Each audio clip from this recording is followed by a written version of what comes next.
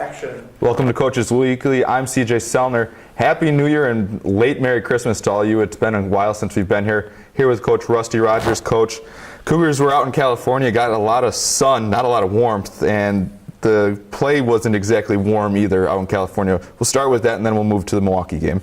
Yeah, it was a good trip all around, with the exception of the two games that we played. Did not come out to play in both those games. We had to fight back in both games and made a game of both of them, but didn't come out on the winning side. So that was disappointing, but all the other things about the trip were great. Now you got to talk about that second half of that Whittier game. You gave a very spirited, we'll call it, halftime speech after the Cougars really almost got a taste of their own medicine against Whittier with that full court pressure that you guys love to apply.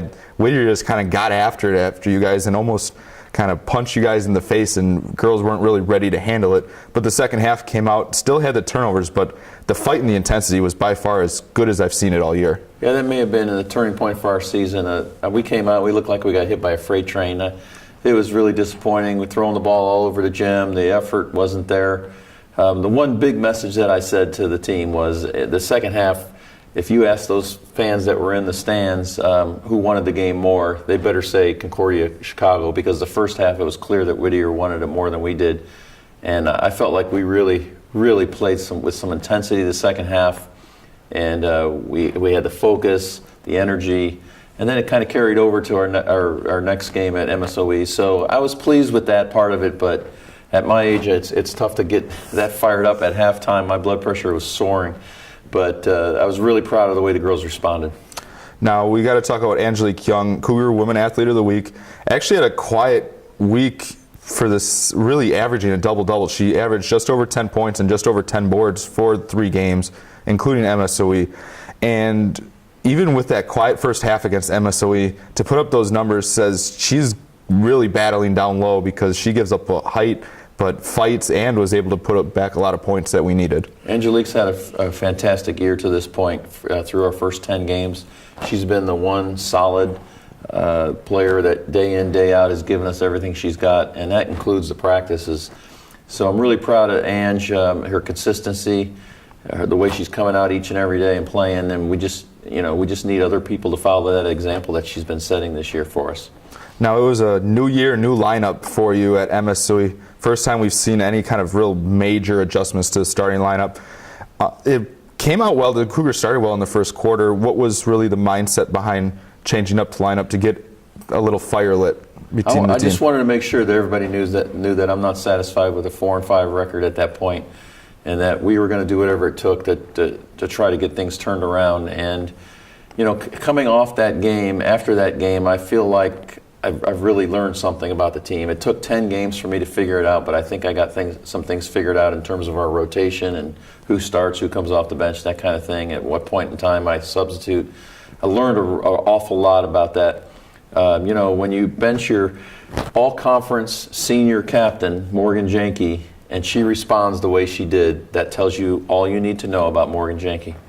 Yeah, she really came off firing. It was the most aggressive we've seen her all year. She got to the line 10 times, knocked down 9 out of 10 free throws, and scored 19 points, a season high. She responded as good as you could have asked for. Yeah, it was a gamble. As a coach, it's a gamble.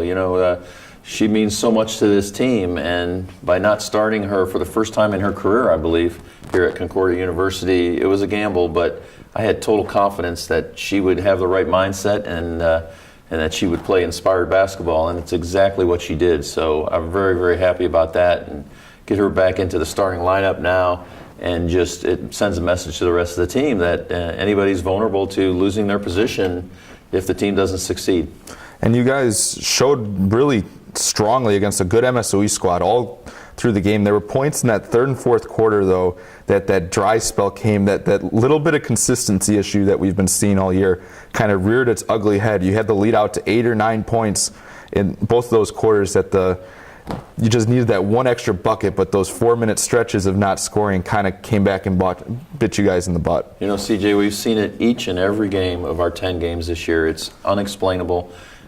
A 3 to 5 minute drought, total drought, where we don't score a single point. It's different combinations. We've looked at who's been out there during those dry spells. It's been different people, just really, really difficult to figure out. If we can get over that one area of our game where we just go cold, we could be 10-0 right now, quite frankly. That's how tight it's been for the remainder of the games and the time frame of each and every game. So it's a frustrating thing. Hopefully we can get through it. We've had a lot of adversity this year, and our team has fought through it and still playing like champions. I think you're going to see a turnaround in this team. Yeah, talk about that, because you guys got a good conference kind of way it sets up now. You have Rockford at home, first time in 6 games, and the Cougars are historically very good at home under your reign here, and also heading to Marion on Saturday against a squad that you guys can compete with and look to go 2-0 in the conference this week. We really got to look at it one play at a time. We can't even look at it one game at a time at this point. We've lost some games we shouldn't have lost, maybe looking ahead beyond that opponent. So we just got to come out and play every play like it's our last play, and that's a really difficult thing to do, but we have enough depth where we can have that mindset. So we need to really focus in on each and every play, offensively and defensively. We did that at MSOE for a good part of that game. Unfortunately, our free throw shooting in the second half just did us in, but in that dry spell that we had just talked about. So again, we're at the pinnacle of turning this thing around. I really feel good about it going into this week, though. So it sets up well. Playing at home, first time in a couple of weeks that we've been at home. We're really looking forward to getting back out there on the court Wednesday night. Finally, talking about that California trip, it's going to be a highlight for those girls, regardless of what happened out there with how much fun we had. I had the opportunity to be out there with you guys, and we had an absolute blast between the trivia and the car and everything. I just need to know, what was your highlight of the trip besides the basketball part? I think it was hanging out with you and Paul, assistant coach Paul.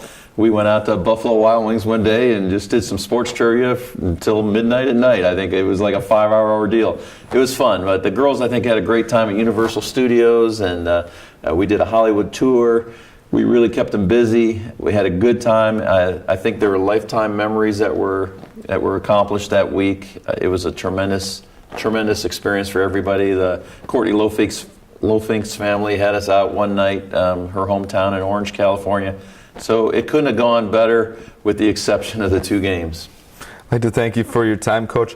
Cougars are really close, as Coach said. We'll look to see if they can turn around against Rockford and Marion this week. Thanks for watching Coaches Weekly.